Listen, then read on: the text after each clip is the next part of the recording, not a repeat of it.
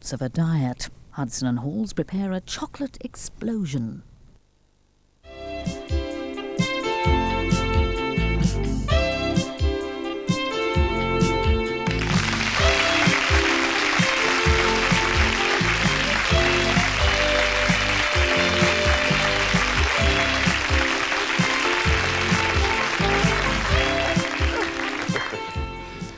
Hello to everybody here in the audience and hello to everybody at home. Tonight we're going to do a series of fish dishes for you, and I'm going to cook a steamed fish, a lovely white fish, in sesame oil with ginger and spring onions. Then we're going to follow that by a soup, which is a fishball soup with spinach. And then also for the third dish we're going to do Parmesan fish fillets with bananas and almonds.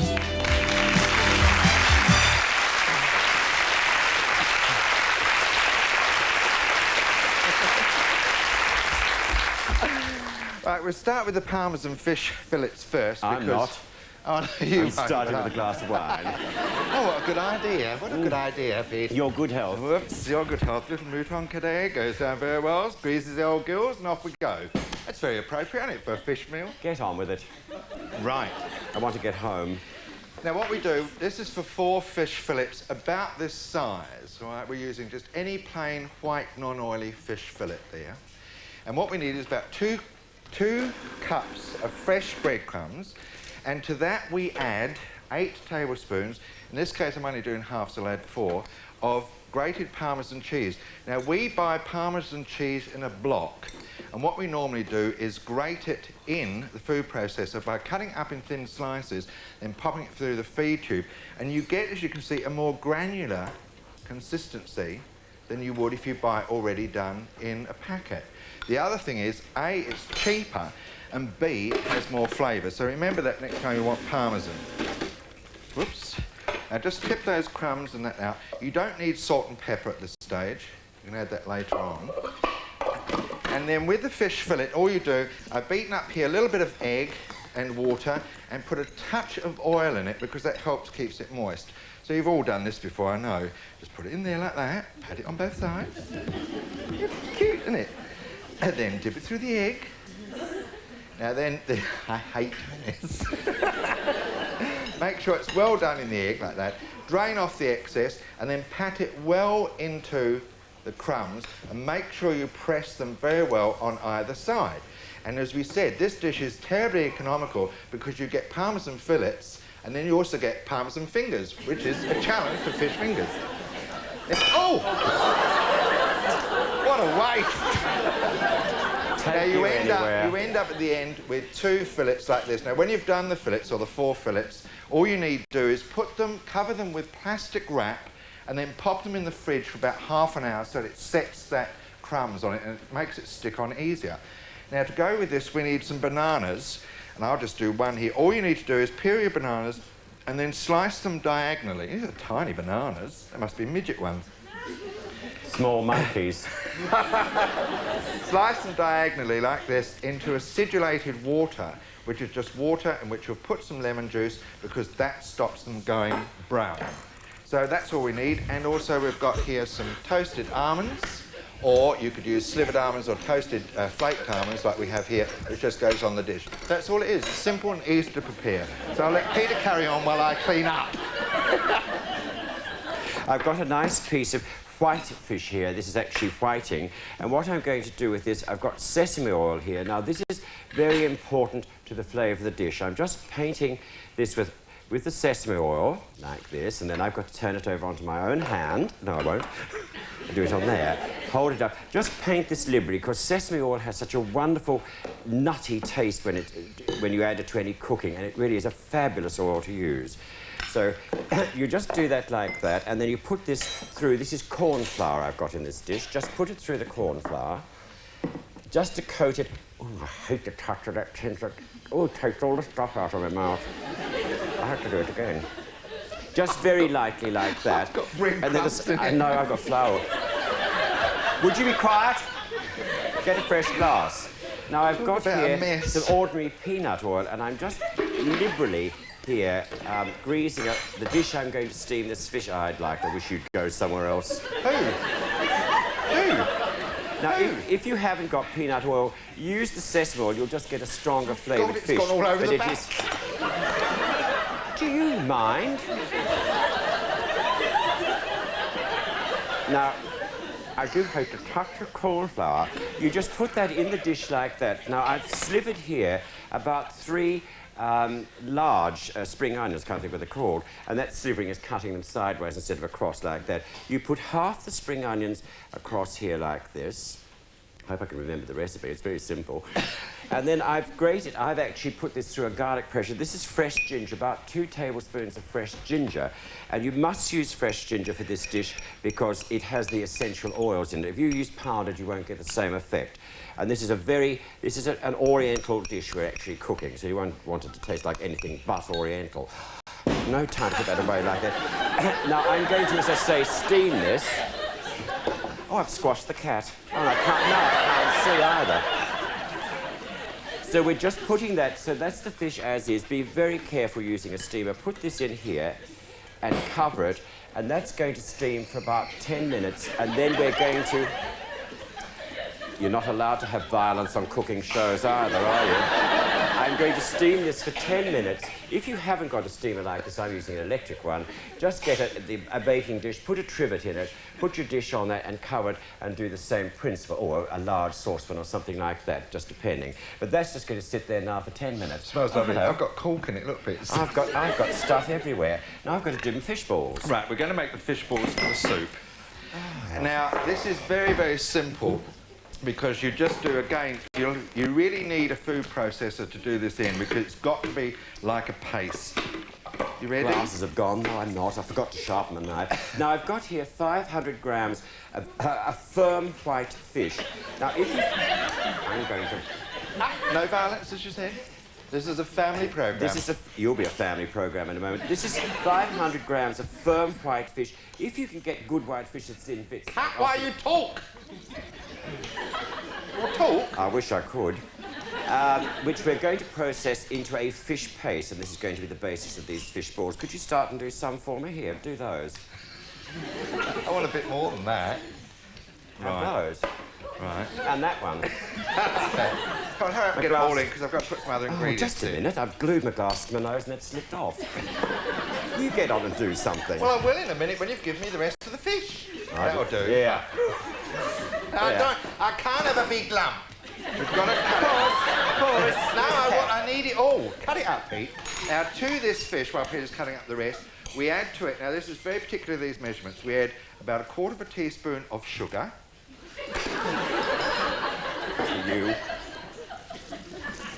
Now, this is called 5 spices. It's it's very pungent. It's normally spice. actually called 6 spices, but you can't count beyond 5. You put about 1/4 teaspoon into there, egg white. You put there. Then you also add to that 1.5 teaspoons of corn flour. Now, the corn flour is going to help it bind very well at the end. Also, a little bit of salt, about 1/4 to 1/2 teaspoon of salt, no more than that at this stage. And then you need a little bit of white pepper. And we said you need the white pepper so you don't see it as though it looks as though it's fly-specked.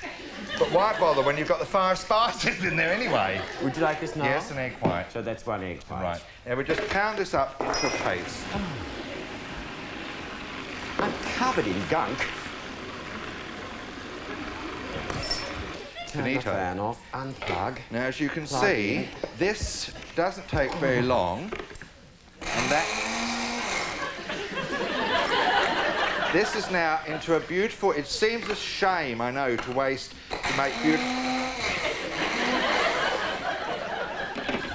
It seems a shame to put beautiful fish like that and do it into a paste, but it's going to make these fish balls later on. Could you add to that the other bits while I get rid of this? What other bits? Well, whatever you're going to put in it. No, I've done here some spring onions, 3 spring onions, and I've done them through this little whiz, or do something if you haven't, chop them very, very finely, because we're talking about the texture of these fish balls, and they've got to be very fine, otherwise they won't hold together.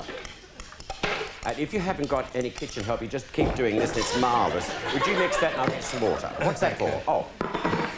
You don't need that either. Now, mix these thoroughly together, those very finely chopped spring onions. Remember that's sugar, 5 spices, little salt and pepper, corn flour and also finely chopped spring onion.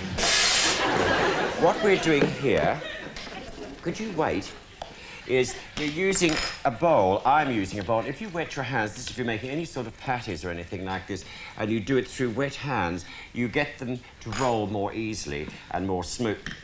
Oh, you are a... Ooh, you... So that's the size we're talking about like that. But as I say, they must be... Don't buy my evening shirt, would you? They've got to be this... Oh, I've got like snowballs now. They've got so big.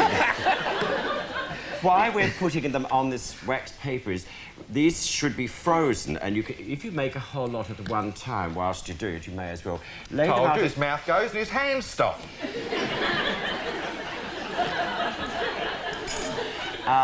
You lay them out on... I've got one to talk about now. Freezing the balls. I wish I could freeze yours. If you lay them out on single layers like this, put them in the refrigerator, and I'm going to stop rolling for the moment, that's enough for the soup. Freeze them in a single layer like this, and when they're absolutely frozen, take them off, put them into bags, as many numbers as you want, take them out, seal them, and put them back frozen. So it's worth doing a whole lot when particularly if fish is cheap. So you've got these at the ready, because the basis of the soup is very simple, and you've got a very quick meal. Now, all I've done in here, I put in here a little bit of peanut oil, and just a little bit of butter, and then we just put in these Parmesan fish fillets. Now, these have been done before, so the coating should stay on. The wonderful thing about this is that it also keeps warm after you've cooked it. So it's one of those dishes that you can use, you know, if you cook it early and just keep it in a very low oven. It doesn't dry the fish out. But you don't want to put fish on a very high heat. Just enough to cook it and brown it on either side. What do I do with that now? Oh, I've got plates in there. Sorry about that. So we'll just let that go on a fairly high heat. I'll turn it down a little bit later on. So that's the peas, and you just gently now lift this poached fillet out of here. So that we're talking only 10 minutes with this. The colour, if you can see it, is already looking attractive with the green of the spring onions and everything. Now, the rest of the spring onions go on the top of that, so these are the uncooked ones now, like that. Just before you finish it off, can I serve my soup, please? I suppose you can. The one thing about these dishes that we're doing tonight is not naturally to serve them all together. They're just 3 different things that you can serve using fish fillets. But now the soup, all you need to do is just pour out some of this soup into a bowl, making sure you get some of the spinach, ribboned spinach, and some of the fish balls. Lovely texture. Now, when you see it, you'll see that it has slight beadings on the top of oil. More spinach. And it's meant to have that because remember we did put the sesame oil in it. It's a very simple, clear, refreshing soup made with fish, any white, firm fish. Now the fish fillets... Oh, do you want to put yours in? Sorry, Peter. I'll put them in. You know, don't let me interfere with you. Mine's just going stone cold. I'm sorry, Peter. I'm sorry. So we've done on here now the uncooked spring onions here, the ginger, and finally we're putting on here about 2 tablespoons of light soy sauce. Now, it must be light because you want this to keep still the very delicate flavours of this fish. This is very, very soft. And then finally, here, and I want to be very careful, please be careful doing this, is adding the boiling peanut oil across the top. And it does that. So do that in the kitchen. Be very, very careful. Don't do it at the table. You'll ruin your tablecloth. Did you put the soy over it first? I beg your pardon. Did you put the soy over it? No, I didn't. Get on with your rotten old fish. Were you supposed to put soy sauce over it? I have done it. Oh, I'm sorry. Did I not do it? Thank you. Well, you have to check, don't you? I mean, you never know with him. I'm not old and twittery like you. Now, here's the fish, as I say, which you've seen cooked from start to finish, so it doesn't take that long. And it does keep very well in the oven because... Oh, I just moved my glass. I don't want to do that again. It does keep well in the oven because, as I say, that coating stops that fish drying out. But please, please don't overcook fish. Another thing we meant to say at the very beginning of the programme is when you're looking for fish... Now, I know sometimes it's hard to get fresh fish and you have to use frozen. The only dish that will work in these 3 that we've done tonight on frozen fish would be the fish ball soup. You can't use frozen fish successfully for either this dish or the steam one that Peter's done. If you do get fish, make sure it doesn't smell when you buy it. I'm being serious now. This will save you money, honestly. If you're getting fish, when you sniff it... Would you buy go a and car sniff from it. Go and sniff your fish. It doesn't matter what the fishmonger says. Go and sniff. If you can smell it, don't buy it. And they've got to have crystalline eyes. Yeah, if it's very, whole very fish. Important. And big tongue. Just a little bit of banana over the top. Some little banana like this over the top. That's acidulated. Oh, they're so slippery when you do it this way. Just some little acidulated bits of banana. Whole program in 5 minutes on my own. That looks so attractive, I can't tell you. Shut up! Oh, shut up. Here, I'm doing my best. And then sprinkle it finely with your nuts. Now, as I said, we've used slivered almonds. You could, flaked almonds, you could use slivered almonds, but just a few over that, and we would suggest probably serving it with a green salad. And that's but all that it is very, very rich, that fish, quite seriously. I know. And my nice oil-spattered plate looks terribly attractive. Shall we dine? Shall we dine? Shall we dine? I better spill this. I hope you do. Oh, blimey, it's so hot. You're on your own, kiddo. Sorry about that. I'll have to come in with this because it's very, very hot. I didn't realise how hot that was going to be. Here we come. I'm coming, Pete. I'm coming. Oh, God, through the debris. Oh, I love this. It's so sizzling and hot and lovely. With me bowl. It's what I want, is that gorgeous taste. So there we have, very simply for everybody, we're giving you principles here. This is the poached fish with the sesame oil, the ginger and the spring onions. A very simple and very slimming dish, quite seriously. Now, this one in the centre, as I say, it's so rich, you don't need potatoes or chips with it. You just have the bananas and almonds on the parmesan fish with a nice green salad is a good idea. And the soup precedes any meal. It doesn't matter whether it's a Chinese-style meal or not. And we're just having a very nice white, dry white with this because it is very spicy food and this complements and very cold. But we'd like to thank all our audience here and everybody at home. We've enjoyed being with you. I hope you'll try these because they are easy. God bless you. We'll see you soon. See you soon. Cheers. Cheers.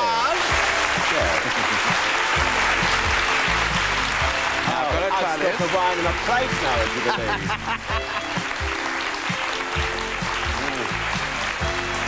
Oh, it's lovely. It's beautiful. Stunning, this. Absolutely. It always surprises me that with your own food it still tastes good. Yeah, but I don't want, as long as it's not dry. Wet, hot, beautiful.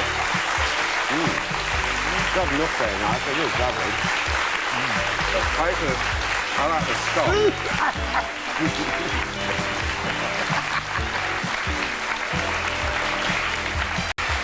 Delicious.